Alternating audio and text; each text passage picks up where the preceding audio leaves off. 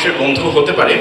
ঢাকার জনপ্রিয় গণপরিবহন মেট্রো রেলের র্যাপিড পাস ও এমআরটি পাস কার্ডে এখন থেকে অনলাইন রিচার্জ করা যাবে।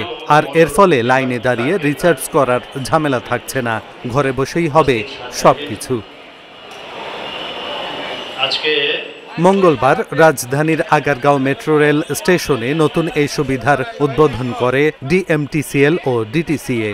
অনুষ্ঠানে উপস্থিত ছিলেন প্রধান উপদেষ্টার বিশেষ সহকারী শেখ মঈনুদ্দিন, সড়ক পরিবহন ও সেতু মন্ত্রণালয়ের অতিরিক্ত সচিব নিখিল কুমার দাস এবং ডিটিসিএর নির্বাহী পরিচালক নীলিমা আখতার সহ অন্যরা।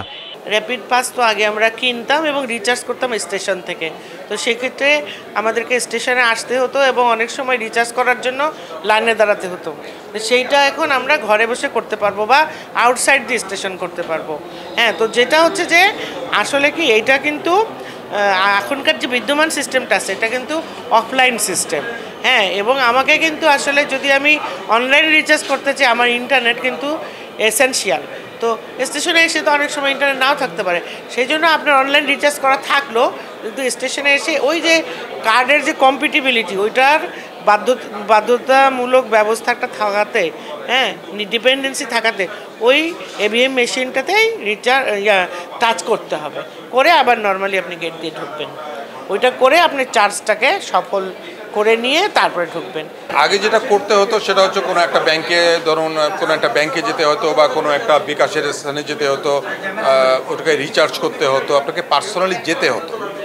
এখন আপনাকে পার্সোনালি যেতে হবে না। আপনার যদি ঘরে কম্পিউটার থাকে তাহলে আপনি কম্পিউটারের ভিতর থেকে করে ফেলতে পারেন, অথবা আপনার টেলিফোনের থ্রুতেও যেতে পারবেন, কিন্তু আপনার ওয়েবসাইটে যেতে হবে। যেহেতু আমাদের এখনও কোনো অ্যাপ নেই, ওয়েবসাইটে যেতে পারবেন।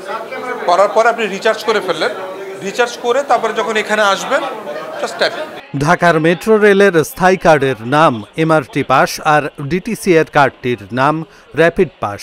দুটি কার্ডই এখন থেকে ব্যাংকের ক্রেডিট কার্ড। বিকাশ, নগদ, রকেট সহ সব ধরনের অনলাইন ব্যাংকিং মাধ্যমে রিচার্জ করা যাবে।